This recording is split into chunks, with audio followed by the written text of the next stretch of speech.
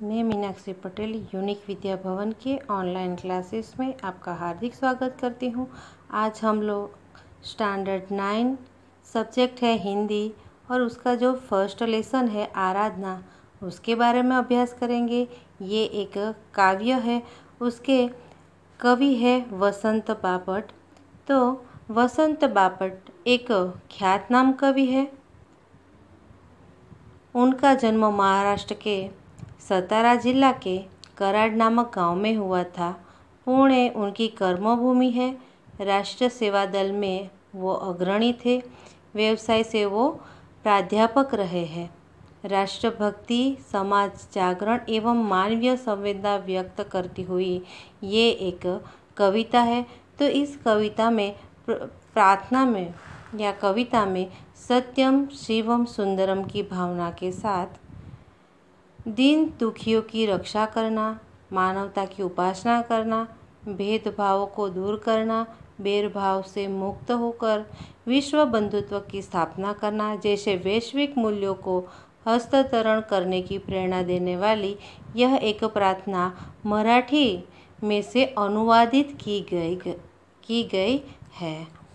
तो हम लोग ये काव्य देखते हैं, उसका अभ्यास करते हैं कि कवि बापट ने क्या कहा है इस काव्य में।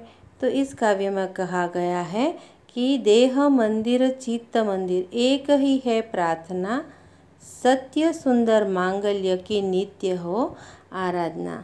तो ये जो काव्य है उसमें जो पहली पंक्ति है उसमें कवि ने कहा है कि मेरी यही प्रार्थना है कि शरीर और मन से सत्य, शिव, सुंदर और मांगल्य की आराधना हो।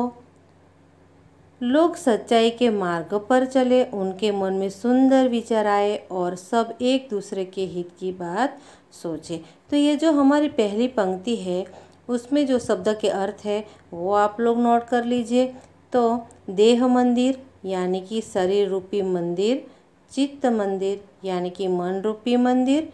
यहाँ पे दूसरा शब्द का अर्थ है प्रार्थना यानी कि निवेदन या श्रद्धापूर्वक ईश्वर से कुछ मांगना।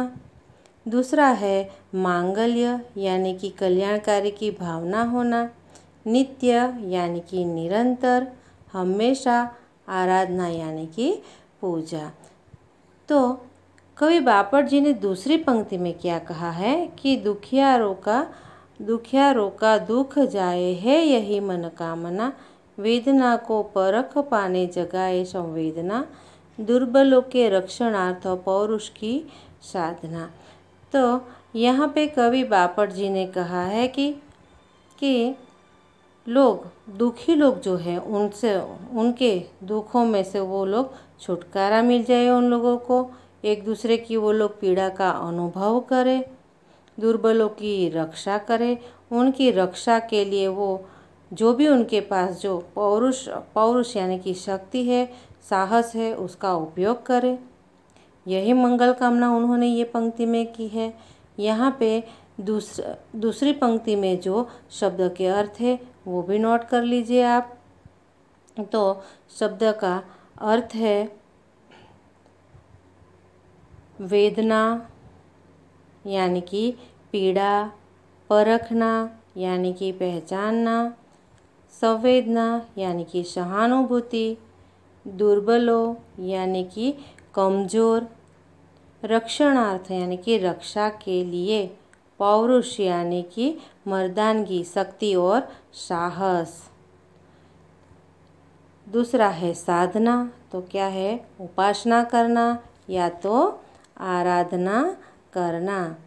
अभी तीसरी पंक्ति है जीवन में नव तेज हो, अंतरंग में भावना, सुंदरता की आस हो, मानवता की हो उपासना, शौर्य पावे, धैर्य पावे, यही है अभ्यर्थना। क्या कहा है तीसरी पंक्ति में कवि बापट जी ने कि सबके जीवन में नया प्रकाश यानी कि नवचेतन हो, सबके हृदय में सुंदर भाव हो, सबके मन में सुंदर आशाएं हो, आश यानी कि आशाएं हो, और सब मानवता की पूजा यानी कि उपासना करें। सभी लोग शौर्य और धैर्य प्राप्त करें, यही प्रार्थना अभ्यर्थना यानी कि प्रार्थना है।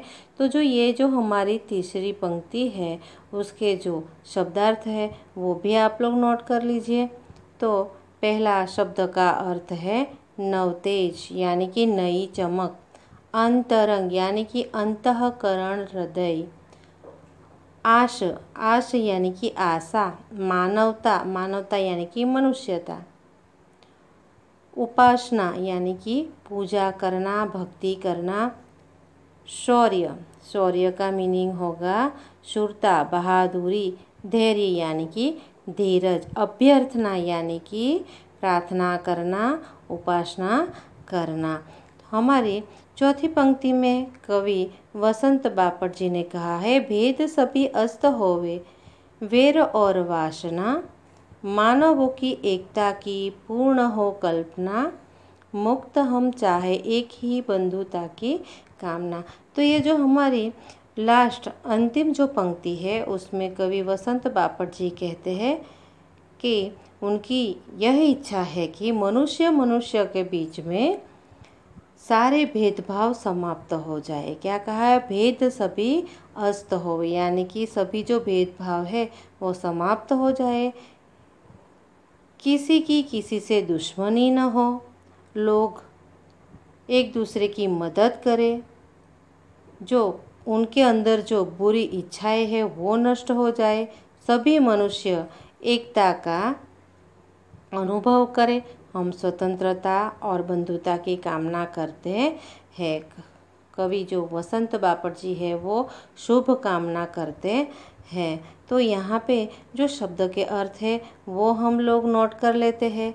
तो पहला जो हमारा अर्थ शब्द का अर्थ है वो है अस्त, अस्त यानी कि नष्ट हो जाना, वैर यानी कि दुश्मनी, वासना यानी कि इच्छा, मुक्त मुक्त यानी कि आज़ाद, बंधुता बंधुता का मीनिंग होता है भाईचारा, कामना यानी कि इच्छा या तो आराधना प्रार्थना करते हैं। तो यह काव्य में हमें ये जो पंक्ति दी गई है तो हम लोग देख सकते हैं कि पूरी पंक्ति में कवि वसंत बापट जी ने अच्छी मनोकामना यानी कि प्रभु से प्रार्थना की है कि सबके मन को एक दूसरे के साथ जुड़े रहना चाहिए, किसी के साथ कोई बैर भाव नहीं रखना चाहिए, मतभेद नहीं होना चाहिए, सब एक दूसरे के साथ मिलजुल कर रहे, यही प्रार्थना इस काव्य में की गई है। कवि बापट ने